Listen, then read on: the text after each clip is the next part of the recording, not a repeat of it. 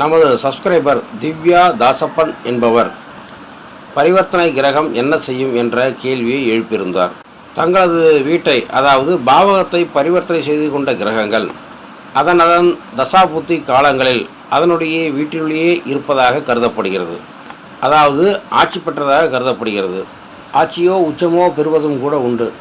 உதாரணத்துக்கு மீன லக்னத்தில் சுக்கிரன் இருந்தால் 8ஆம் இடத்தில் குரு இருக்கிறார் என்றால் பரிவர்த்தனையில் இரண்டும் ஆட்சியாகிவிடும். சுக்கிரன் உச்ச நிலையிலிருந்து ஆட்சி நிலைக்கு வந்து விடுவார்.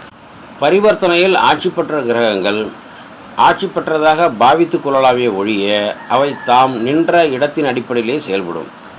சிலர் ஆட்சி இடத்தில் வைத்து பலனிடுங்கள் சரியாக வரும் என்பார்கள். ஆனால் பலன்களில் குழப்பத்தையும் பிழையையுமே ஏற்படுத்துமே தவிர உண்மையான பலன் வராது.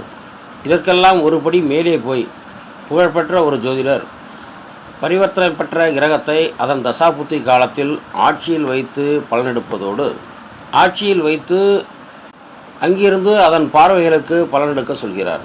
இது போன்ற வீடியோக்களை பார்க்கும் பார்வையாளர்கள், ஜோதிட ஆர்வலர்கள், புதிதாக கற்பவர்கள் குழப்பத்தையே ஏற்படுத்தும். அவர்களால் பலன் எடுப்பதில் முன்னேற்றம் காண முடியாது. இங்கு காட்டப்பட்டிருக்கும் ஜாதகத்தில் மேஷ லக்னத்திற்கு உரியவரான செவ்வாய் 1-8 அதிபதியாகி 12ஆம் இடத்தில் உள்ளார். 9-12க்குரிய குரு 8ஆம் இடத்தில் உள்ளார்.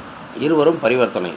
இவருடைய குரு திசையிலும் செவ்வாய் திசையிலும் பிற புத்திகளிலும் கிரகங்கள் இருக்கும் நிலையை வைத்தே பலன் எடுக்க வேண்டும். அப்பொழுதுதான் பலன்கள் சரியாக அமையும்.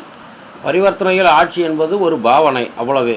இருக்கும் வீட்டை வைத்துதான் கிரகங்கள் பலனை செய்யும். பாரம்பரிய ஜோதிடப்படி ஒரு கிரகமானது தனது திசை காலத்தில் தன்னுடைய சொந்த பாவகங்களை இயக்கும், தான் நின்ற பாவகங்களையும் இயக்கும்.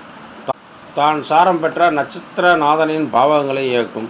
தான் நின்ற நட்சத்திரநாதன் எங்கிருக்கிறாரோ அவர் நின்ற பாவகத்தையும் இயக்கும். இது பொது விதி.